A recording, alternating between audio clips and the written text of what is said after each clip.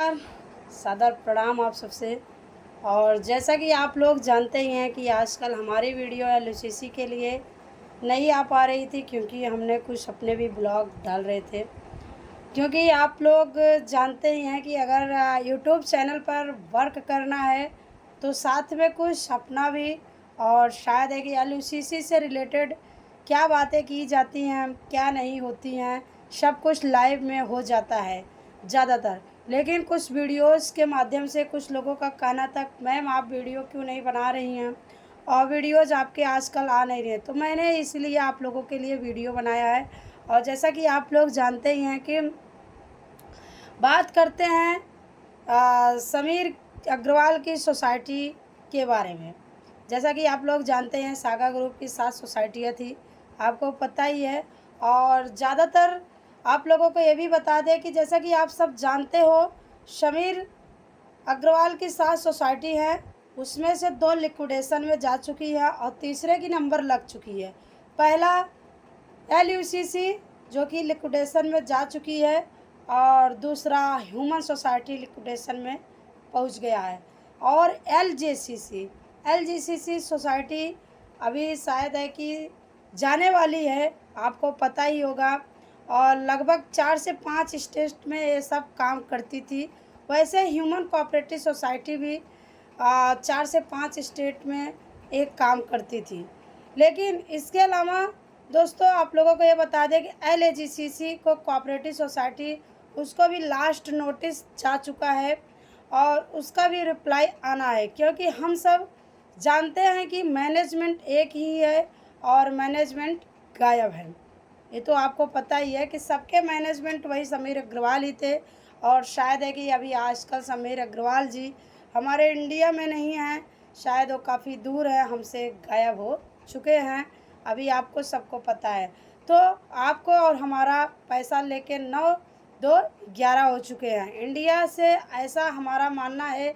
क्योंकि अभी तक उनके बारे में कोई भी गुड न्यूज़, कोई भी जैसा कि पुष्ट न्यूज़ नहीं सामने आई है जिसमें यह पता लगे कि यह इंडिया में है और अपने बचाव की लड़ाई लड़ने का हमारे भुगतान से लेकर कोई ठोस कार्रवाई वो लोग कर रहे हैं। ये तो सभी को पता है कि अभी कुछ पता नहीं चल रहा है। इतना तो निश्चित है कि वो यहाँ से 9-2-11 रफू चक्कर हो चुके हैं। एलजीसीसी का नोटिस जा चुका है, रिप्लाई आना है और वो भी लिक्विडेशन प्रोसेस में जाएगी। तो दोस्तों जैसा कि लिक्विडेटर नियुक्त हो चुके हैं, उसके बाद से लगातार लिक्विडेटर ने भी एक्शन लिए हुए हैं।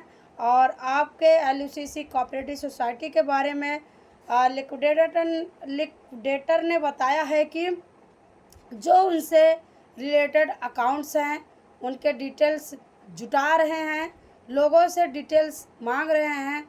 जो लोग गिरफ्तार हैं उनसे भी जो भी लोग उसमें जानकारी जुटाई उसके लेकर वो हमेशा हमारे और आपके खिलाफ कार्रवाई कर रहे हैं भुगतान के प्रोसेस को लेकर।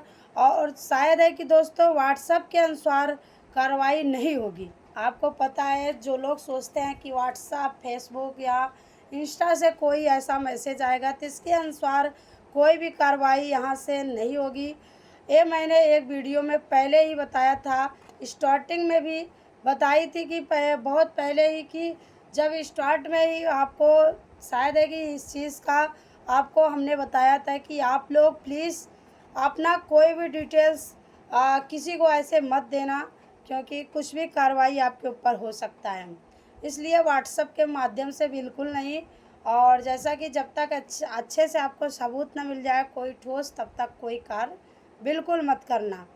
तो आपको, क्योंकि एक रेगुलेटर अथॉरिटी है द्वारा रेगुलेट संस्था थी जिसको भारत सरकार द्वारा लाइसेंस मिला हुआ था, तो ये बात आपको बिल्कुल मैं आपको बता देती हूँ कि एक कंपनी बिल्कुल जेन्युइनेशन के सारे सरकारी दस्तावेज में हमें दिखाई देते थे, ये लोग को दिखाई देते थे और औरों को भी दिखाया जाता था, वह सारे ओरिजिनल हैं।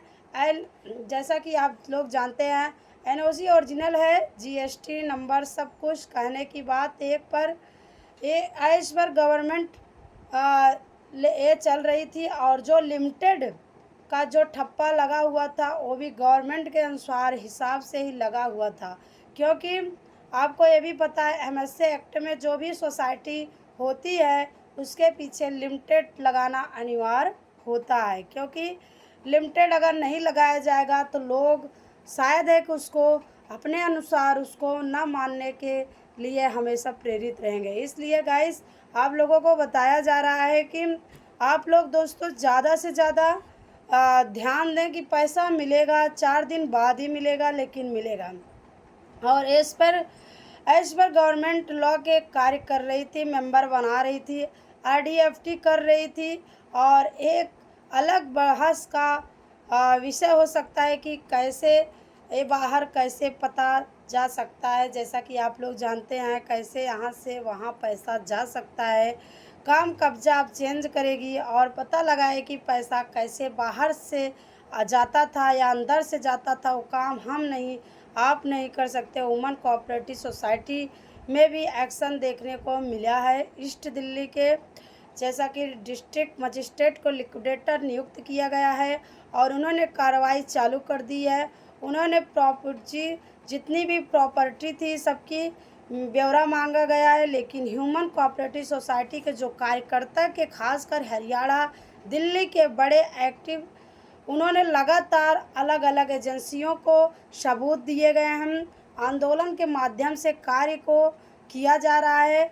छोटी स्टेट है इसलिए संगठन को और क्या नाम आपके आंदोलन को खड़ा करना आसान था। लोगों ने इसके लिए कहीं मजबूती रखा है जिसका दबाव अब सरकार और सेंट्रल स्टार पर दिखाई दे रहा है। इसके अलावा दोस्तों बहुत सारे दोस्तों ने हमसे पूछा है कि प्रॉपर्टी कैसे अटैच होगी, विदेश में प्रॉपर्टी कोई अटैच होगी। तो मैंने पहले भी एपिसोड में पहले भी शायद है कि बहुत पहले भी बताए हैं, लाइव में प्रूफ में शायद है कि लाइव से जो भी लोग कमेंट करते हैं सारे कमेंट का उत्तर दिया जाता है।